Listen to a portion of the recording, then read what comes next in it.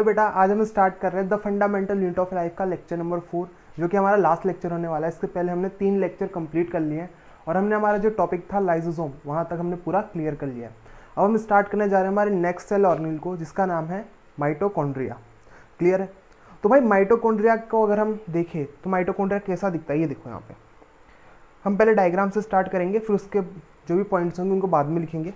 पहले देखो यहाँ पे क्या है, माइटोकॉन्ड्रिया में यहाँ पे आपको 2 लेयर देखने को मिल रही होगी। एक तो ये बाहर वाली लेयर, ठीक है, और फिर नेक्स्ट क्या, ये अंदर वाली लेयर। तो हम कह सकते हैं माइटोकॉन्ड्रिया के पास कितनी मेम्ब्रेन है, 2 मेम्ब्रेन। क्लियर इतना? पहली कौन, ये, और दूसरी ये। तो इसके पास कितनी मेम्ब्रेन हो गई, 2। फिर भाई दोनों मेम्ब्रेन के बीच में कुछ जगह है, ठीक है, कुछ स्पेस प्रेजेंट है। इसको हम कहेंगे क्या, इंटर मेम्ब्रेनस स्पेस। पहला तो क्या भाई, माइटोकॉन्ड्रिया जो इसके पास कितनी मेम्ब्रेन, 2, एक आउटर मेम्ब्रेन एक इनर मेम्ब्रेन। इतना क्लियर?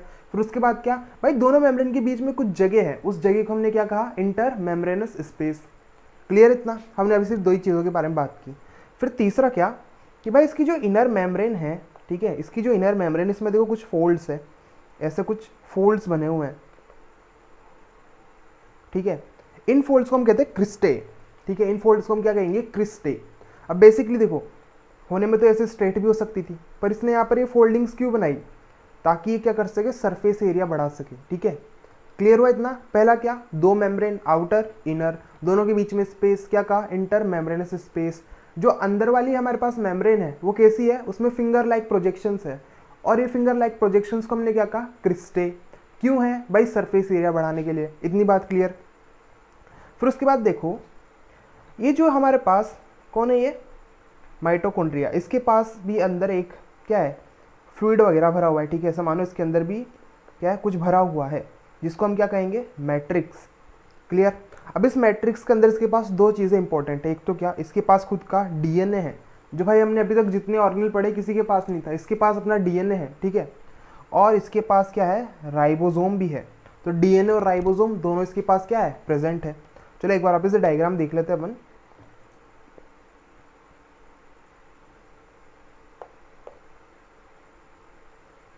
हमने क्या कहा कि भाई इसके पास सबसे पहले तो क्या है, एक आउटर मेम्ब्रेन है और दूसरी इनर मेम्ब्रेन या फिर इंटर मेम्ब्रेन है। दोनों के बीच में क्या है, स्पेस प्रेजेंट है, और इस स्पेस को हमने क्या कहा, इंटर मेम्ब्रेन स्पेस, ठीक है। ये आउटर मेम्ब्रेन, ये इनर मेम्ब्रेन, दोनों के बीच की स्पेस क्या है, इंटर मेम्ब्रेन स्पेस। फिर जो इनर मेम्ब्रेन है उसमें क्या है, कुछ फोल्ड्स है। इन फोल्ड्स को हमने क्या कहा, क्रिस्टे। भाई क्रिस्टे क्यों है, ठीक है, फोल्ड्स क्यों है, ताकि सरफेस एरिया को क्या कर सके, बढ़ा सके। क्यों बढ़ाना है, किस लिए बढ़ाना है, ये भी आगे अपन देखेंगे, ठीक। फिर नेक्स्ट क्या, इसके अंदर क्या है, मैट्रिक्स है, यानी कि इसके अंदर एक लिक्विड है जिसको हमने क्या कहा, मैट्रिक्स कहा। फिर नेक्स्ट है कि भाई माइटोकॉन्ड्रिया के पास खुद का क्या होता है, डीएनए होता है, और क्या प्रेजेंट होता है इसके पास, राइबोसोम, ठीक है। यानी कि इसके पास खुद का डीएनए और खुद का क्या है, राइबोसोम है। अभी देखो राइबोसोम और डीएनए होने के कुछ फायदे होते हैं, ठीक है, अगर खुद के हुए तो। अब वो फायदे क्या है अपन आगे देखने वाले हैं। क्लियर हो गया? इसका डायग्राम बस इतना है, ठीक है। तो चलो हम इसके लिए क्या लिख सकते हैं, ये भाई इसको डिस्कवर किसने किया था, तो इसको डिस्कवर किया था कॉलिकर ने। आपके नहीं ये टॉपिक, ठीक है, ये जो नाम है कॉलिकर, ये आपकी क्लास में नहीं है, तो बस अगर याद रखना है तो रख लेना। किसने डिस्कवर किया, कॉलिकर ने।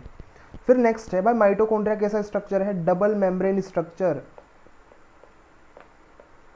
और इसकी जो आउटर मेम्ब्रेन है उसके ऊपर कुछ छोटे छोटे से पोर्स होते हैं, ठीक है। तो हम कह सकते हैं आउटर मेम्ब्रेन जो है इसकी, वो कैसी है, पोरस है, छोटे छोटे छेद होते हैं जिनको हम क्या कहते हैं, पोर्स। तो भाई आउटर मेम्ब्रेन कैसी हो गई, पोरस हो गई, ठीक। फिर नेक्स्ट हम लिख सकते हैं कि जो इसकी इनर मेम्ब्रेन है उसके अंदर बहुत सारे क्या है, फोल्ड्स है। तो हम लिख देंगे यहाँ पर inner deeply folded into finger like projections.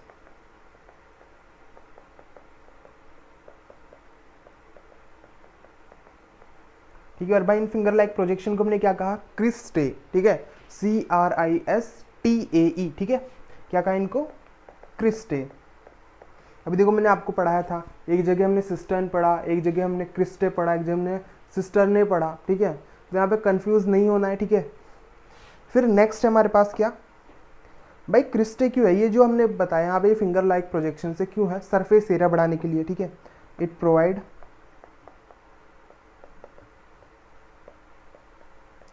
Large surface area, अब भाई लार्ज सरफेस एरिया क्यों चाहिए? देखो बेसिकली जो माइटोकॉन्ड्रिया का काम है एटीपी बनाना, ठीक है, यानी कि एनर्जी बनाना। अब जितना ज़्यादा इसके पास सरफेस एरिया होगा ये उतनी ज़्यादा क्या बनाएगा? एनर्जी बनाएगा। इसलिए इसने क्या किया, अपने अंदर वाली मेम्ब्रेन को फिंगर लाइक प्रोजेक्शंस के अंदर क्या कर दिया? कन्वर्ट कर दिया। इसलिए इसके पास क्या हो गया? सरफेस एरिया बढ़ गया। सरफेस एरिया बढ़ा तो क्या कर सकता है? ज़्यादा से ज़्यादा क्या बना सकता है? ये एनर्जी बना सकता है, ठीक है। Surface area for ATP generating chemical reactions, for ATP generating chemical reaction. Clear है इतना? फिर हमने कहा भाई इसके पास कितनी मेम्ब्रेन है? कि सर जी इसके पास दो मेम्ब्रेन होती है, एक आउटर मेम्ब्रेन और एक इनर मेम्ब्रेन, ठीक है। एक आउटर मेम्ब्रेन और दूसरी कौन है? Inner membrane. और जो इनर मेम्ब्रेन है और आउटर मेम्ब्रेन दोनों के बीच में क्या होती है? कि स्पेस होती है, जिसको हमने क्या कहा? इंटर मेम्ब्रेनस स्पेस, ठीक है। तो हम लिख देंगे space between outer and inner membrane, उसको हमने क्या कह दिया? Inter membranes space.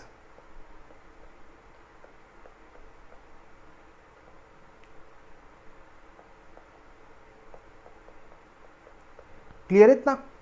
फिर उसके बाद हमने कहा कि भाई इनके पास खुद का क्या है? डीएनए है, खुद का राइबोसोम है। तो अभी तक कोई जो पढ़ा उसके पास खुद का था क्या? नहीं, इसके पास है। तो इसको हम लिख सकते हैं it is semi autonomous organelle.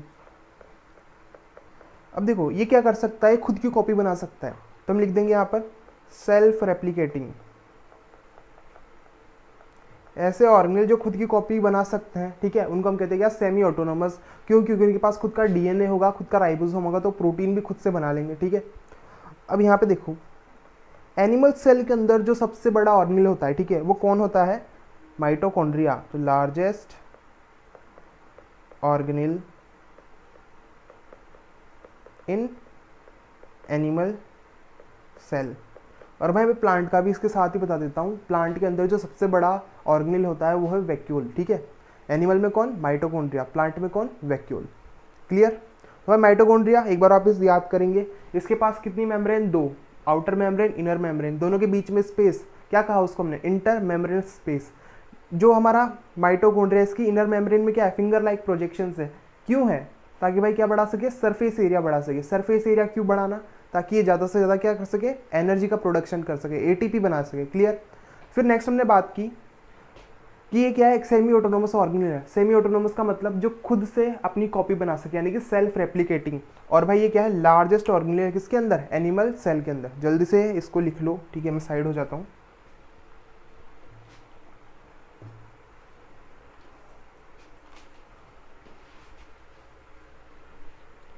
अब चलो नेक्स्ट पे हम देखेंगे इसके फंक्शन कि भाई माइटोकॉन्ड्रिया के फंक्शन क्या क्या है। तो भाई इसका सबसे पहला फंक्शन तो है कि ये क्या करता है? हमने कहा ये एटीपी बनाएगा। एटीपी यानी कि एनर्जी। तो हम कह सकते हैं कि ये जनरेट करेगा क्या? Generate energy. इसीलिए हम इसको क्या कह रहे हैं? Power house of cell. Clear है? ये सेल भाई क्या है? सेल का पावर हाउस है, यहीं पे सेल की सारी एनर्जी बनती है। अब भाई एनर्जी कैसे बनेगी? जब रेस्पिरेशन होगी, यानी कि खाने का ब्रेक डाउन होगा। तो हम लिख सकते हैं साइट फॉर सेलुलर रेस्पिरेशन। जो हमारा C6H12O6 यानी कि ग्लूकोज, उसको तोड़ा जाएगा और उससे क्या होगा? यहाँ पे रेस्पिरेशन वगैरह होगी, उससे हमारे पास क्या बनेगी? एनर्जी बनेगी, ठीक। और फिर ये भाई जब एनर्जी बनेगी तो एनर्जी को रिलीज भी करेगा। किस फॉर्म में करेगा? एटीपी की फॉर्म में, ठीक है। Release energy in the form of ATP. Clear है इतना? अब भाई एनर्जी बनी, एटीपी बना दिया। अब जब भी आपको एनर्जी की ज़रूरत पड़ेगी, ठीक है, तो आप किससे? एटीपी टूटेगा और आपको एनर्जी दे देगा, ठीक है। एनर्जी से बना क्या? एटीपी। जब भी आपको चाहिए क्या? एनर्जी, तो एटीपी टूटेगा और आपको एनर्जी दे देगा। तो हम लिखेंगे whenever energy require ATP break down. Clear इतना कि भाई ये क्या है, पावर हाउस है सेल का, यहीं पे सारी एनर्जी बनती है, यहाँ पर सेलुलर रेस्पिरेशन होती है, यहाँ पर क्या बनता है, एटीपी बनता है, ठीक है, एनर्जी बनी उससे एटीपी बन गया, और फिर जब आपको एनर्जी की ज़रूरत हो तो एटीपी टूटता है और आपको क्या देता है, एनर्जी देता है। क्लियर इतना। फिर नेक्स्ट है, हम लिखेंगे भाई ये थोड़ा स्ट्रेंज ऑर्गेनिल है, स्ट्रेंज मतलब थोड़ा अजीब सा। क्यों अजीब है, क्योंकि इसके पास खुद का क्या है, डीएनए है, और खुद का क्या है, राइबोसोम है, ठीक है। तो हम यहाँ इस चीज़ को भी नोट कर देते हैं, they are strange as they have their own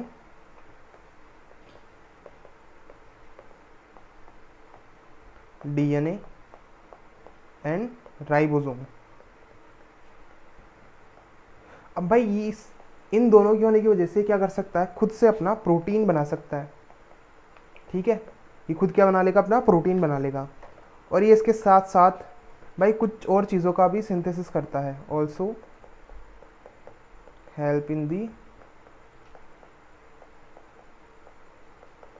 synthesis of fatty acid, और फैटी एसिड के साथ साथ यहाँ पे स्टेरॉइड्स हो गए, एंड अमाइनो एसिड। वैसे लास्ट वाला पॉइंट है, आप चाहो तो याद कर लेना, वरना 9th क्लास के जैसा कोई ज़रूरी नहीं है, ठीक है, पर हाँ अगर आपको थोड़ा एक्स्ट्रा याद करना है तो आप कर सकते हो। पर मेन चीज़ें यहाँ पर 5 ही है। पहला क्या भाई, ये पावर हाउस है सेल का, फिर उसके बाद क्या यहाँ पर सेलुलर रेस्पिरेशन हो रहा है, फिर उसके बाद हमने क्या बात की कि भाई ये एटीपी बना रहा है, और जब आपको एनर्जी तो एटीपी टूट के आपको एनर्जी देती है।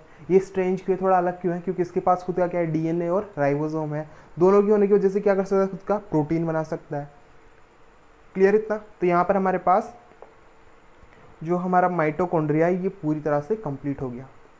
फिर चलो नेक्स्ट पे, नेक्स्ट है प्लास्टिड। देखो प्लास्टिड का मैं आपको पहले एक फ्लो डायग्राम बना के बताता हूँ, ठीक है, या फिर चलो पहले इसकी तरह एक कैरेक्टर देख लेते हैं, फ्लो डायग्राम्स के बाद देखते हैं। फ्लो डायग्राम से आपको एकदम क्लियर हो जाएगा कि आपकी बुक में जो इसने सारा एक पैरा में दिया हुआ है ना, वो अलग अलग करके देखेंगे, अच्छे से क्लियर हो जाएगा, ठीक। तो चलो भाई प्लास्टिड की अगर हम बात करें तो देखो सबसे पहली चीज़ ये होती है कि प्लास्टिड जो है एनिमल्स के अंदर नहीं मिलते, ठीक है, तो एब्सेंट इन एनिमल्स। तो भाई किस में मिलेंगे, प्लांट्स के अंदर, ठीक, तो found in plant cell. Clear इतना। फिर मानो कि जैसे ये एक प्लास्टिड है, ठीक है, ये हमारे पास क्या एक प्लास्टिड है, और प्लास्टिड के अंदर भी भाई 2 वॉल है, ठीक है, या फिर 2 मेम्ब्रेन है, एक आउटर मेम्ब्रेन एक इनर मेम्ब्रेन। ये आउटर मेम्ब्रेन हो गई, ये इनर मेम्ब्रेन हो गई, और इनर मेम्ब्रेन के अंदर भी एक क्या है, लिक्विड फील्ड है, ठीक है, इनर मेम्ब्रेन के अंदर क्या एक लिक्विड फील्ड है जिसको हम कह रहे हैं स्ट्रोमा।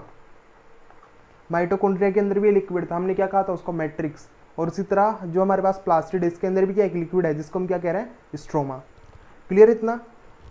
पहली बात तो किस में मिल रहा है, प्लांट्स के अंदर। इसके पास भी कितनी मेम्ब्रेन, 2 मेम्ब्रेन, मेम्ब्रेन जो अंदर वाली उसके अंदर एक लिक्विड फील्ड है, क्या कहा उसको हमने, स्ट्रोमा। क्लियर। तो मैं लिख देंगे लिक्विड मटेरियल स्ट्रोमा। अब भाई अब देखो आप खुद कहोगे कि ये तो थोड़ा थोड़ा किसकी तरह लग रहा है, माइटोकॉन्ड्रिया की तरह। तो हाँ भाई ये माइटोकॉन्ड्रिया जैसा ही है, उसके पास भी 2 मेम्ब्रेन, इसके पास भी 2 मेम्ब्रेन, उसके पास भी अपना लिक्विड मटेरियल, इसके पास भी अपना लिक्विड मटेरियल, उसके पास भी अपना डीएनए और राइबोसोम, इसके पास भी अपना डीएनए और राइबोसोम, वो भी अपना प्रोटीन बना सकता है, ये भी अपना प्रोटीन बना सकता है। तो फिर मैं ये भी कह सकता हूँ अगर ये सेमी ऑटोनोमस ऑर्गेनिल था तो ये भी क्या होगा, सेमी ऑटोनोमस ऑर्गेनिल। क्लियर इतना। तो हम यहाँ लिख देंगे सिमिलर टू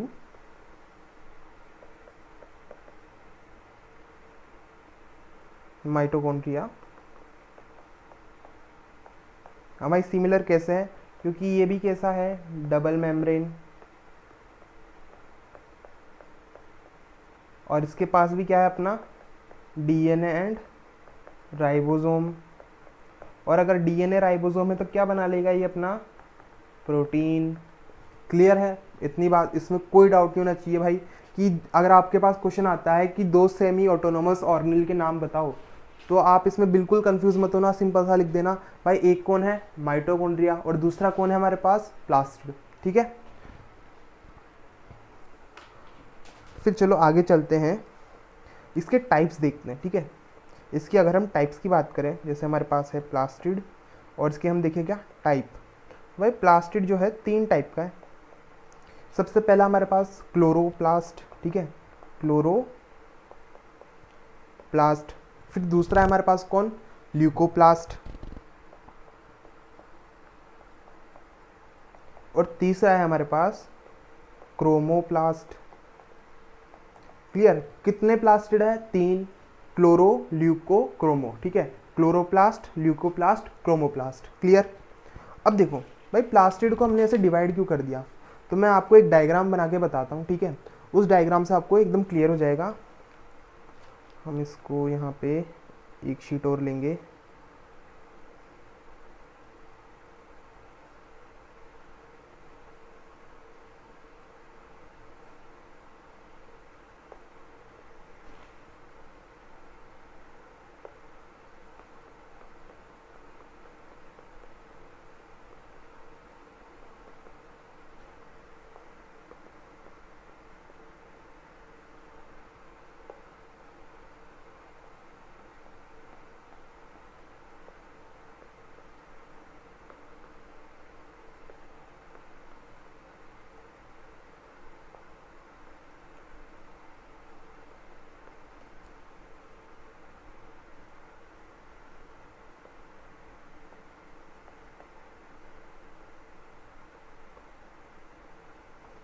ठीक है भाई, इससे अपना काम हो जाएगा। ठीक, देखो अगर मैं बात करूं तो ये हमारे पास मान लो एक प्लांट है, ठीक है, इस प्लांट में आपको डिफरेंट कलर्स दिख रहे होंगे।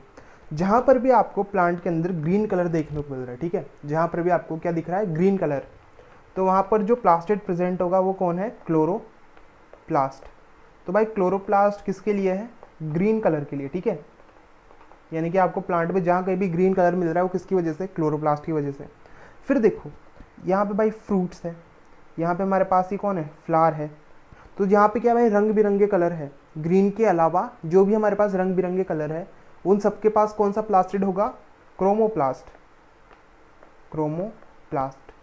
तो यहाँ पे भाई क्या है, कलर्स है अदर देन ग्रीन। फिर इसके अलावा हमारे पास भाई जहाँ पर भी कोई कलर प्रेजेंट नहीं है, ठीक है, यानी कि क्या हो गया, स्टेम हो गई, रूट्स हो गई, यहाँ पे क्या है, कोई कलर नहीं होता इनके पास, तो यहाँ पे कौन प्रेजेंट होंगे, यहाँ प्रेजेंट होंगे ल्यूकोप्लास्ट, ठीक है। तो ये कैसे हो गए, कलरलेस प्लास्टिड। क्लियर है। प्लांट में जहाँ पे भी ग्रीन दिखा वो क्या है, क्लोरोप्लास्ट। जहाँ पर भी आपको कलरफुल स्ट्रक्चर्स दिख रहे हैं जैसे कि क्या हमारे पास फ्लावर है, फ्रूट्स है, ठीक है, ये सब क्या हो गए, क्रोमोप्लास्ट की वजह से। और फिर जहाँ पर भी कोई कलर नहीं हो कौन है, ल्यूकोप्लास्ट। क्लियर। तो ये हमारे पास क्या हो गए, 3 प्लास्टिड हो गए। तो हम यहाँ पे लिख देंगे, चलो यहाँ हम पहले बात करते हैं किसकी, ल्यूकोप्लास्ट की। तो ये कैसे हैं, कलरलेस प्लास्टिड, ठीक है। इनका मेन काम क्या है, स्टोरेज। क्लियर है भाई। किस किस को स्टोर करेंगे ये, तो बेसिकली हम यहाँ पे इनको 3 पार्ट्स के अंदर डिवाइड कर देते हैं। एक है हमारे पास एमाइलोप्लास्ट,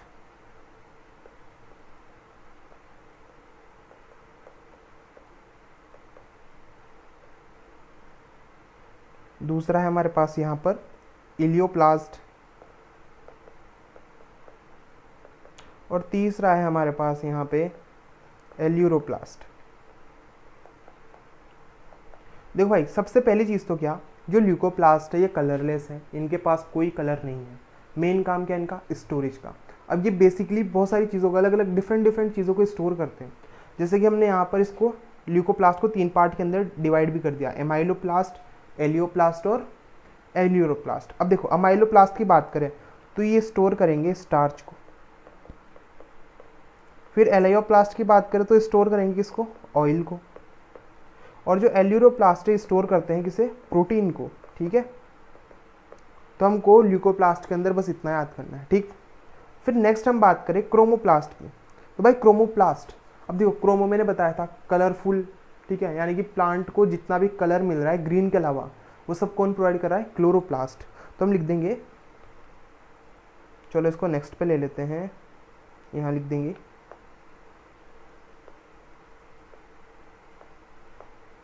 क्रोमोप्लास्ट।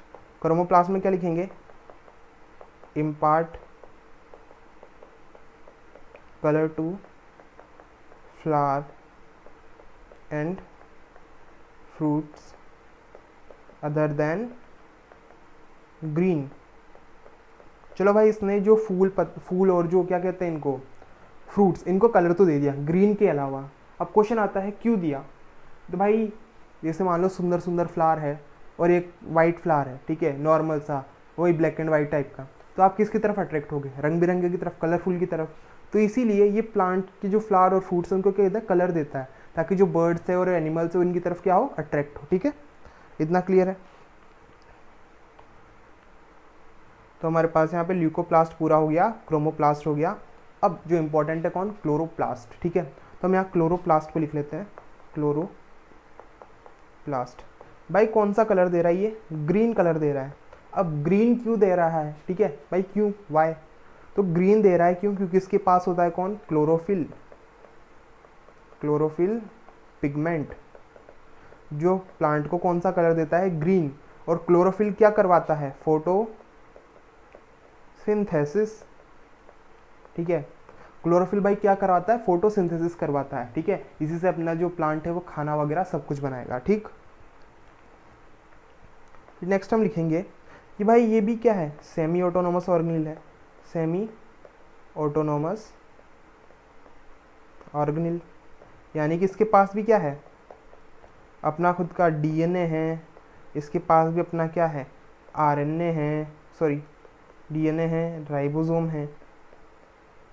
ये अपना क्या बना सकता है, प्रोटीन बना सकता है, ये खुद को रेप्लिकेट कर सकता है। ठीक है, लेकिन इनके पास क्या है, सेल्फ रेप्लिकेटिंग पावर है। ठीक है, इसीलिए क्या है, सेमी ऑटोनोमस ऑर्गेनिल है। फंक्शन हमने देख लिया क्या, फोटोसिंथेसिस। अब चलो मैं इसका आपको एक डायग्राम दिखा दूँ। यह डायग्राम देखो, ठीक है, अच्छे से दिख रहा है। अब देखो इस डायग्राम में क्या है, आपको एक तो ये बाहर वाली लेयर मिल रही है, क्या है ये, आउटर मेम्ब्रेन। ठीक है, ये क्या हो गई, आउटर मेम्ब्रेन हो गई। फिर इसके अलावा आपको एक इनर मेम्ब्रेन ये मिल रही है। ठीक है, ये क्या हो गई हमारे पास, इनर मेम्ब्रेन, ये रही इनर मेम्ब्रेन। ठीक है, यही है। फिर उसके बाद नेक्स्ट देखो, इसके पास भी अपना यहाँ पे एक लिक्विड मटेरियल है, अंदर क्या भरा हुआ है, एक लिक्विड भरा हुआ है, क्या कहा हमने इसको, स्ट्रोमा। क्लियर।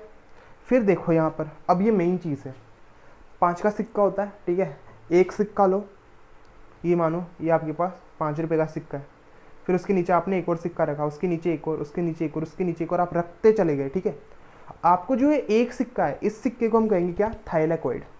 ये जो सिंगल सिक्का है इसको हम क्या कहेंगे, थाइलाकोइड। और जब आप यहाँ पे बहुत सारे सिक्कों को एक दूसरे के पैरेलली रख दोगे, ठीक है, उससे क्या बनेगा, ग्रेनम। यानी कि ये हमारे पास जो स्ट्रक्चर बना है इसको हमने क्या कहा, ग्रेनम। बस इतना याद रखना है। जो हमारे पास क्लोरोप्लास्ट है, 2 मेम्ब्रेन है, आउटर इनर, इसका जो ग्राउंड सब्सटेंस है, लिक्विड मटेरियल क्या है, स्ट्रोमा। स्ट्रोमा के अंदर क्या है भाई, राउंड स्ट्रक्चर्स है, जिनको हमने क्या कहा, थाइलाकोइड। एक दूसरे के क्या होते हैं, पैरेलली अरेंज होते हैं। ठीक है, और जब एक दूसरे के पैरेलली अरेंज होते हैं तो एक स्ट्रक्चर बनाता है जिसको हमने क्या कहा, ग्रेनम। बस इसके अलावा कुछ नहीं करना। ठीक, और भाई ये क्या काम कर रहा है, मेनली फोटोसिंथेसिस। क्लियर है। तो चलो हमारे पास यहाँ पे प्लास्टिड भी कंप्लीट हो गया है। अब हमारे पास एक लास्ट यहाँ पे बच जाए ऑर्गेनिल, कौन, वैक्यूल। अब देखो वैक्यूल का मेन काम होता है स्टोरेज। ठीक है, मेन काम क्या है इनका, स्टोरेज।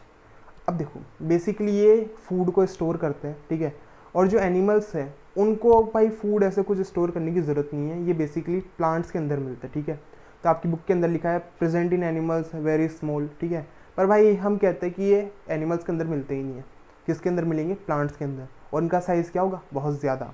तो चलो इसके लिए भी हम लिख लेते हैं storage sac for solid and liquid. ठीक है, सॉलिड और लिक्विड को अपने अंदर क्या करता है, ये स्टोर करता है। एनिमल्स के अंदर इनका साइज क्या है, बहुत स्मॉल है, या फिर हम ये लिख देते हैं एब्सेंट है। और प्लांट के अंदर लार्ज। भाई इनका साइज प्लांट के सेल में इतना बड़ा होता है कि 90% एरिया तो यही ले लेते हैं। ठीक है, उस वजह से जो न्यूक्लियस है वो एक साइड में शिफ्ट हो जाता है। क्लियर हो गया इतना। फिर चलो आगे चलते इसके अंदर। भाई अगर ये एक ऑर्गेनिल है तो इसके पास भी क्या होगी, मेम्ब्रेन होगी। ठीक है, तो हम लिख सकते हैं इसको मेम्ब्रेन बाउंड ऑर्गेनिल।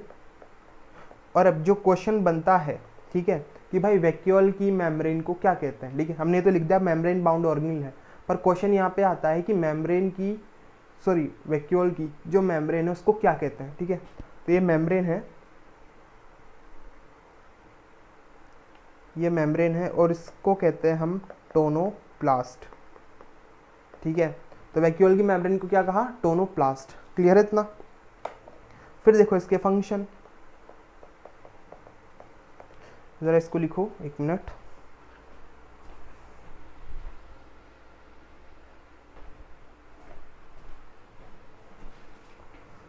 हाँ बेटा, अगर अपन इसकी फंक्शन की बात करें तो ये क्या करते हैं, सेल के अंदर वाटर वगैरह को स्टोर करके रखते हैं। उस वजह से क्या होता है, सेल टर्जिट रहता है, यानी कि हमेशा फूला हुआ रहता है।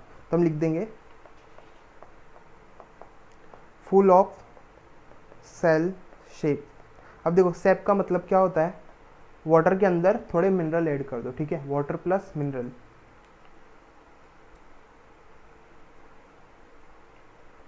तो ये क्या होता है, वाटर प्लस मिनरल, इसी को हम क्या कहते हैं, शेप। तो फुल ऑफ सेल शेप। फिर उसके बाद हम बात करते हैं, ये क्या करेगा, प्रोवाइड करेगा turgidity and rigidity to cell. भाई किसके अंदर, प्लांट्स में, एनिमल्स में, इन प्लांट्स। अब देखो टर्जिडिटी का मतलब क्या होता है, फूला हुआ। ठीक है, फुला के रखता है किसको, सेल को। और रिजिडिटी का मतलब हार्डनेस। और भाई एनिमल्स के तो अंदर मिलता नहीं है, तो किस में मिलेगा, प्लांट्स के अंदर, यानी कि प्लांट के सेल को टर्जिड और रिजिड रखेगा। ठीक है, फिर नेक्स्ट हम बात करें कि अपने अंदर कुछ ना कुछ चीज़ों को स्टोर कर रहा है, किसको, अमीनो एसिड हो गए, शुगर हो गए, ठीक है, ऑर्गेनिक एसिड हो गए। तो मैं लिख लेंगे store amino acid, sugar, organic acid etcetera. ठीक है, क्लियर हो गया इतना। वैक्यूल क्या है, सैक है, यानी कि मानो एक गोल सा स्टोरेज के लिए क्या है, ऑर्गेनिल है, जो अपने अंदर क्या करता है, फूड मटेरियल को स्टोर करके रखता है। ठीक है, प्लांट के अंदर इसका साइज क्या है, बहुत बड़ा है। हम यहाँ पे एक डायग्राम भी बना लेंगे। जैसे मानो ये एक हमारे पास प्लांट का सेल है, इसके अंदर ये वैक्यूल है। ठीक है, ये क्या है, वैक्यूल। बहुत ज़्यादा जगह इसने ले ली, इस वजह से जो न्यूक्लियस है किधर आ गया, साइड में। अब भाई एनिमल के अंदर क्या होता है कि ये जो वैक्यूल है ये एब्सेंट होता है। ठीक है, वैक्यूल क्या होता है, एब्सेंट होता है। इस वजह से जो न्यूक्लियस है वो किधर आ जाता है, सेंटर में। ठीक है, तो ये एक और डिफरेंस हो गया किसके बीच में, प्लांट और एनिमल सेल के बीच। चलो नेक्स्ट हमारे पास यहाँ कुछ क्वेश्चन है। Can you name 2 organelle which have studied that contain their own genetic material. भाई क्वेश्चन आ गया, 2 ऐसे ऑर्गेनिल बताओ जिनके पास खुद का डीएनए, यानी जेनेटिक मटेरियल की बात करें, यानी कि डीएनए है और खुद के क्या राइबोसोम होंगे। तो हम यहाँ लिख देंगे, हाँ जी हमको पता है, ये कौन है, ये है माइटोकॉन्ड्रिया एंड क्लोरोप्लास्ट। आप यहाँ प्लास्टिड भी लिख सकते हो। फिर नेक्स्ट क्या है हमारे पास, if the organization of a cell is destroyed due to some physical और chemical influence, what will happen. क्या होगा भाई, अगर सेल की ऑर्गेनाइजेशन किसी भी तरह से बिगड़ जाए, चाहे फिजिकली हो या केमिकली हो, तो सेल का क्या होगा, सेल भी टूट जाएगा। ठीक है, यानी कि सेल की क्या हो जाएगी, डेथ हो जाएगी। फिर नेक्स्ट आ जाएगा, why are lysosomes known as suicidal bag. तो मैंने आपको बता रखा है, लाइसोसोम के पास क्या होता है, डाइजेस्टिव एंजाइम होते हैं। तो जब भी भाई सेल की डेथ आने वाली हो, या फिर मान लो सेल के अंदर कोई भी पुराना ऑर्गेनिल हो, ठीक है, यानी कि ओल्ड ऑर्गेनिल हो जिसका टाइम आ गया, उसको जाना पड़ेगा, तो ये क्या करते हैं, बर्स्ट कर जाते हैं बहुत बार और सेल को क्या करते हैं, डिस्ट्रॉय कर देते हैं। तो इसलिए हमने इनको क्या कहा, सुसाइडल बैग्स। फिर नेक्स्ट है हमारे पास, where are protein synthesized inside the cell. भाई प्रोटीन कहाँ बनते हैं सेल के अंदर।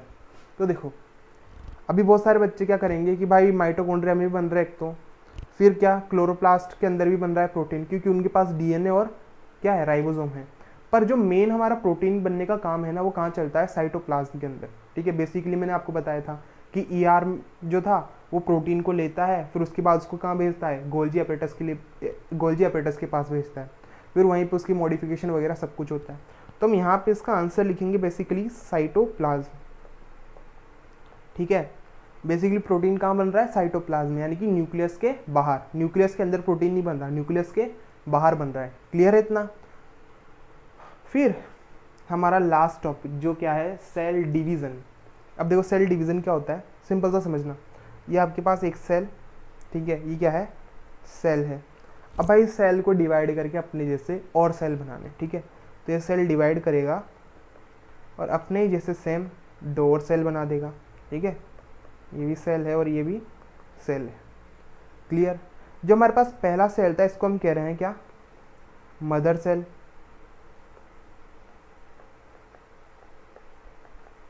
और जब इसमें क्या हो गया, सेल डिवीज़न हुआ, तो ये जो दो बने इनको हमने क्या कहा, डॉटर सेल।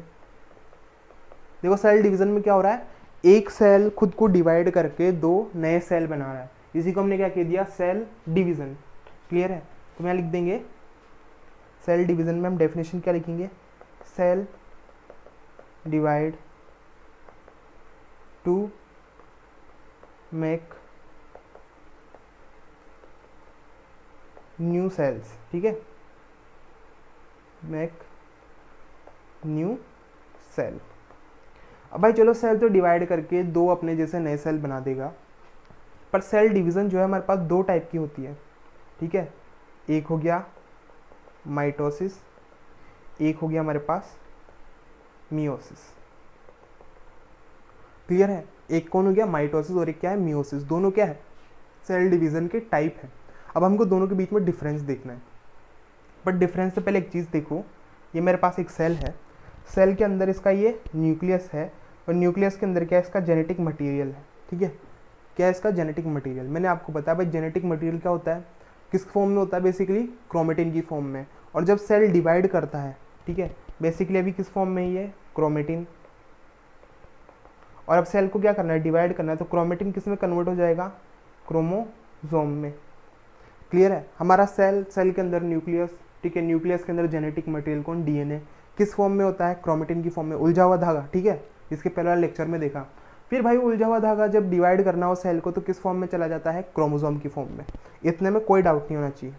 अब मैं बात करूँ भाई हमारे सेल के अंदर कितने क्रोमोसोम होते हैं, 46। मेरे अंदर भी 46 है, आपके अंदर भी 46, यानी कि जितने भी ह्यूमंस है सबके अंदर क्रोमोसोम कितने, 46। बस इतनी सी चीज़ को याद रखो। अब हम जो माइटोसिस और मियोसिस को स्टार्ट कर रहे हैं, ठीक है। क्रोमोसोम कितने, 46, ठीक। चलो आ जाओ माइटोसिस पे। अब देखो यहाँ पे हम देख रहे हैं माइटोसिस के अंदर, इस डायग्राम को देखो, एक मिनट, ये मियोसिस का डायग्राम यहाँ क्या कर रहा है,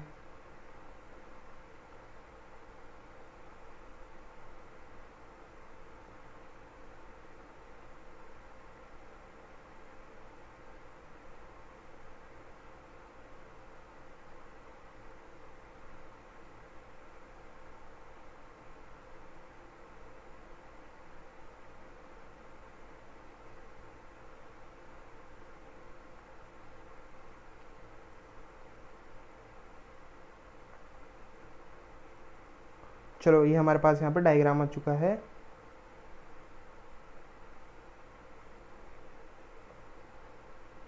अब देखो बेटा यहाँ पे ऐसा मानो कि हमारे पास ये इधर क्या है, 46 क्रोमोसोम है, ठीक है। ये हमारे पास कौन है, मदर सेल। अब ये मदर सेल जब डिवाइड करेगा यहाँ क्या बनाएगा, डॉटर सेल बनाएगा। इसके पास कितने क्रोमोसोम थे, 46।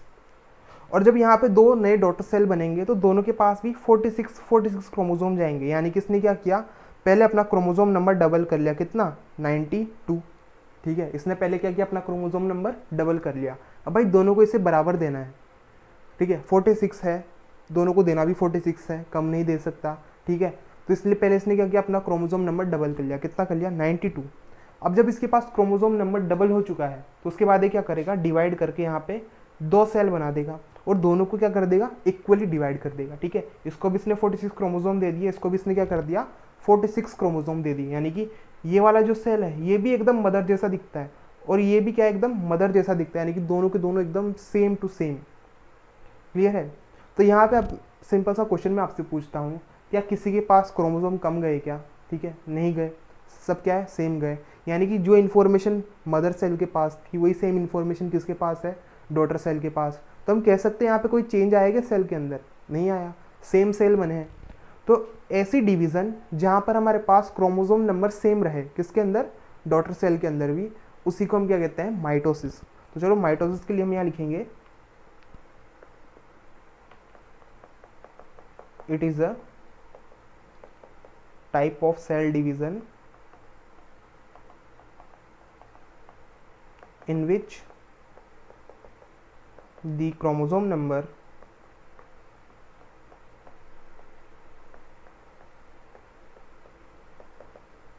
in daughter cell are equal to the chromosome present in mother cell. ठीक है, यानी कि जैसे मदर के अंदर क्रोमोसोम्स थे उतने ही नंबर के किसके अंदर है, डॉटर सेल के अंदर है। ऐसी सेल डिवीजन को हमने क्या कहा, माइटोसिस। क्लियर है, यानी कि मानो यहाँ पर जो मदर सेल है, ठीक है, वो डिप्लॉयड है 2n, उसी तरह जो यहाँ पर डॉटर सेल है वो भी कैसा है, डिप्लॉयड है 2n, यानी कि दोनों के अंदर कोई चेंजेस नहीं है। फिर नेक्स्ट आता है कि भाई माइटोसिस कब होता है। तो देखो, मानो मेरा ये यहाँ पे सेल है, ठीक है, ये सेल किसी ना किसी वजह से जल गया, ठीक है, या फिर मानो यहाँ पे कुछ चोट वगैरह लग गई, तो भाई नया सेल लाना पड़ेगा। नया सेल कैसे आएगा कि उसके जो आसपास वाले सेल थे वो डिवाइड करेंगे, वहाँ पे नए सेल बना देंगे, ठीक है, बिल्कुल अपने जैसा। ठीक है, तो ऐसे डिवीजन को हमने क्या कहा, माइटोसिस। तो यहाँ क्या हुआ, सेल रिप्लेसमेंट हुआ। फिर नेक्स्ट हम कह सकते हैं कि भाई कोई पुराने सेल थे, ठीक है, उनकी डेथ हो गई, तो उनकी जगह भी कौन आना पड़ेगा, नया सेल आना पड़ेगा। तो मैं लिखेंगे for replacement of damaged and old cell and for growth। अब भाई कोई छोटा बच्चा है, ठीक है, वो बड़ा हो रहा है, तो उसके अंदर क्या है, उसके अंदर भी जब ग्रोथ हो रही होगी तब भी उसके अंदर कौन सी डिवीजन है, माइटोसिस है। तो माइटोसिस कब कब हो रही है, रिप्लेसमेंट के टाइम। किस किस के रिप्लेसमेंट, ओल्ड सेल और किसी भी डैमेज सेल के रिप्लेसमेंट के टाइम पर। दूसरी क्या, ग्रोथ के टाइम पे कौन हो रहा है, माइटोसिस। और माइटोसिस में जितने क्रोमोसोम नंबर मदर सेल के अंदर उतने ही क्रोमोसोम नंबर किसके अंदर, डॉटर सेल के अंदर। इसके अंदर कोई डाउट नहीं होना चाहिए, अपन ने एकदम सिंपल कर दिया इसको। क्लियर है, आप एक बार ये डायग्राम देखो, इस डायग्राम से आपको एकदम अच्छे से क्लियर हो जाएगा कि भाई मदर के अंदर भी 46 क्रोमोसोम और जो इसके क्या है, डॉटर सेल बने उसके अंदर भी कितने, 46 क्रोमोसोम, यानी कि दोनों के अंदर क्रोमोसोम नंबर क्या है, सेम है। ठीक है, भाई क्रोमोसोम क्या होता है इतना डिटेल में आपको नहीं जाना, बस इतना याद रखो कि जेनेटिक मटेरियल क्रोमेटिन की फॉर्म में होता है और जब सेल डिवाइड करता है क्या बनाता है, क्रोमोसोम बनाता है। ये बहुत सारा पार्ट आपके सिलेबस से हट चुका है। ठीक, फिर नेक्स्ट आ जाओ मियोसिस पे। चलो मियोसिस को भी पहले हम डायग्राम से देखेंगे।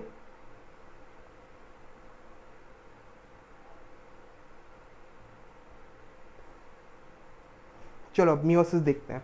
अब बेटा मियोसिस में थोड़ा उल्टा खेल है, ठीक है, उल्टा कैसे, इधर देखो। मियोसिस में भी हम मान लेते हैं हमारे पास ये हमारा सेल है, ठीक है, इसके पास ये 46 क्रोमोसोम, ये कौन है, मदर सेल। ठीक है, मदर सेल है। अब जब ये मदर सेल डिवाइड करता है किस फॉर्म में, मियोसिस की फॉर्म, यानी किसके अंदर क्या हो रही है, मियोसिस हो रही है, तो यहाँ पर ये अपने जो क्रोमोसोम नंबर है आधे कर देता है, 23 इसको दे देगा, 23 इसको दे देगा। ठीक है, मदर सेल ने क्या किया, मियोसिस किया। ठीक है, तो मानो ये है मियोसिस 1, इधर है मियोसिस 2। अब जब मियोसिस 1 हुई तो इसने क्या किया, अपना जो क्रोमोसोम नंबर था दोनों सेल को आधा आधा दे दिया। ठीक है, ये क्या होगी, मियोसिस 1 कंप्लीट हो गई।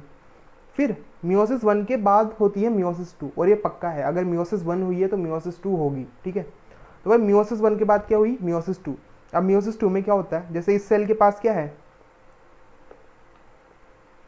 इस सेल के पास कितने क्रोमोसोम, 23, तो ये क्या करेगा, अपने क्रोमोसोम को उसी तरह रखेगा जैसे भाई माइटोसिस के अंदर हुआ, सेम वही चीज़ यहाँ पे होगी। ये 23 इसको दे देगा, 23 इसको दे देगा। क्लियर है, देखो यहाँ पे ऐसे मानो 1 ये 2, ठीक है, यहाँ पे क्या हुआ है, साथ में जुड़े हुए हैं। इसी तरह हमारे पास अभी तो देखो यहाँ पे 2 पेयर है, इस तरह के 23 पेयर होंगे। ठीक, फिर क्या होगा कि ये जो पेयर है ये बीच में से अलग हो जाएंगे। ठीक है, ये बीच में से क्या हो जाएंगे, अलग हो जाएंगे। अलग होने के बाद क्या हुआ कि एक गया इसके पास और दूसरा गया इसके पास, फिर ये एक गया इसके पास और एक गया इसके पास, तो इन्होंने क्या किया, अपने आप को इक्वली डिवाइड कर लिया। देखो यहाँ पे कितने बने, 1 2 3 4, तो यहाँ पर 2 ऊपर गए और 2 नीचे गए। क्लियर है इतना? यहाँ पर कितने पेयर थे हमारे पास? 23। 23 के अगर हम बात करें यहाँ पे भाई 23 पेयर है, तो टोटल कितने हो जाएंगे? 46। 40 को बीच में से तोड़ो, कितने हो गए? 23 23 23 इसको दे दिया और 23 इसको दे दिया, तो आपके पास यहाँ क्या हुआ? Mother cell. चलो नंबर बड़ा हो गया है, मेरे को ऐसा लग रहा है, आप यहाँ कंफ्यूज ना हो जाओ, हम इसको थोड़ा शॉर्ट कर देते हैं।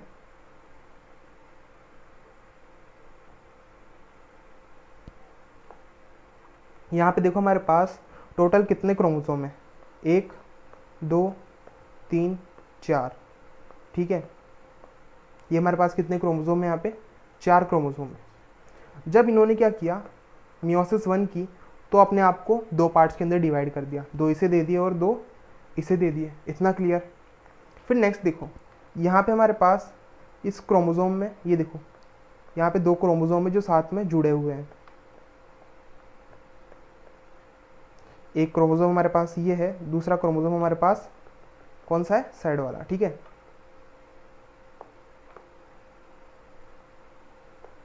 एक क्रोमोसोम हमारे पास ये, दूसरा ये, एक ये और दूसरा ये किस फॉर्म में मिले हमको भाई? मियोसिस 1 के अंदर हमको इतना मिला। जब मियोसिस 2 होगी तो ये बीच में से क्या होंगे? टूट जाएंगे। बीच में से टूट के क्या हो जाएंगे? अलग हो जाएंगे। अब देखो जैसे यहाँ पे ये अलग होंगे तो हमारे पास ऊपर वाले में कितने बन गए? 4। नीचे वाले में भी कितने बन गए? 4। ठीक है, अब भाई अगर आपके पास 4 4 है तो क्या करो? आगे और डिवाइड करो। 2 दे दो ऊपर वाले को, 2 दे दो नीचे वाले को, 2 दे दो इसे और 2 दे दो इसे। तो यहाँ पर हमारे पास क्या हो गया? यहाँ पर हमारे पास 2 क्रोमोसोम थे, इधर भी हमारे पास हर सेल में कितने क्रोमोसोम हैं? 2 क्रोमोसोम। ठीक है, अगर आप यहाँ पे गिनोगे ना तो आपको सबका टोटल जो मदर सेल में था उतना ही मिलेगा। अब यहाँ पे क्या होता जा रहा है भाई? क्रोमोसोम नंबर आधे होते जा रहे हैं। जो मदर में थे उसके बाद मियोसिस 1 हुई तो उसमें आधे हो गए, फिर हम उसके बाद किस में गए? मियोसिस 2 के अंदर, तो वहाँ पे जितना मियोसिस 1 में था उतना ही मियोसिस 2 में रहा। तो हम यहाँ मियोसिस के लिए लिख सकते हैं कि सबसे पहली चीज़ तो क्या, ये एक रिडक्शनल डिवीज़न है। It is a reductional division, यानी कि ऐसी डिवीज़न जिसके अंदर आपके पास क्रोमोसोम नंबर आधा हो जाता है। ठीक है, आधा हो गया, 4 का आधा कितना? 2। फिर उसके बाद जब मियोसिस 2 हुआ तो भाई जो साथ में जुड़े हुए थे, ऐसे मानो ये साथ में जुड़े हुए क्रोमोसोम हैं।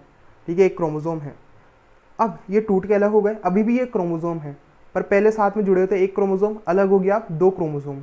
ठीक है, तो आपके पास देखो मियोसिस 1 में क्या थे? तो साथ में जुड़े हुए थे, अलग हो गए। कितने पेयर थे आपके पास? 2। तो अब यहाँ पे अलग हुए, कितने बन गए? 4। अब 2 दे दो एक सेल को, 2 दे दो दूसरे सेल को, तो यहाँ पे कितने आपके पास? 2 नए सेल बन गए। क्लियर है भाई? ये मियोसिस माइटोसिस थोड़ा दिमाग घुमाने वाला है, पर आपको बिल्कुल भी यहाँ पे कंफ्यूज नहीं होना। ठीक, ये कैसा डिवीजन है? रिडक्शनल डिवीजन है, कि यहाँ पे क्रोमोसोम नंबर आधा हो जाएगा। तो हम इसके लिए लिख सकते हैं it is a type of cell division in which the chromosome number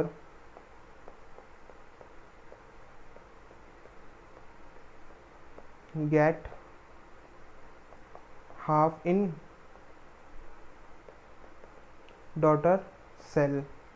ठीक है, get half in daughter cell, या फिर हम लिख सकते हैं chromosome number are not equal as mother cell. ठीक है, it is a type of cell division in which chromosome number get half in daughter cell. Clear? फिर भाई कब होगा? ये होगा ड्यूरिंग गैमेट फॉर्मेशन। अब भाई गैमेट्स क्या होते हैं? गैमेट जैसे कि स्पर्म हुआ या ओवा हो गया। ठीक है, इन सेल्स को बनाने के लिए क्या किया जाता है? मियोसिस की जाती है, और इसके अलावा हमारी बॉडी में जितना भी डिवीजन हो रहा है वहाँ क्या चल रहा है? माइटोसिस चल रहा है। तो जब गैमेट बनेंगे क्या होगा? मियोसिस। जब गैमेट बनने के अलावा कोई भी सेल डिवीजन हो रहा है वो क्या होगा? माइटोसिस। क्लियर है? तो दोनों के बीच में ये हमारे पास बेसिक सा डिफरेंस है, और यहाँ पे आपका जो चैप्टर है कंप्लीट हो चुका है। अगर आपको भाई ये जो चैप्टर अच्छा लगा है तो हमारे जो वीडियोस को लाइक करें। ठीक है, और चैनल को भाई सब्सक्राइब कर देना। ठीक है, ये लास्ट में बोल रहा हूँ चैप्टर कंप्लीट कराने के बाद, और कोई भी डाउट हो तो नीचे कमेंट में पूछ लेना। ठीक है, तो हमारा ये जो पूरा चैप्टर एकदम कंप्लीट हो चुका है 4 लेक्चर के अंदर। ठीक है, हर एक लेक्चर को अच्छे से देखो, फिर उसके बाद NCERT की रीडिंग लगाओ, और जो मेरे पास ये नोट्स बने हैं इन नोट्स को मैं टेलीग्राम चैनल पे डाल दूंगा। हमारे टेलीग्राम चैनल का नाम है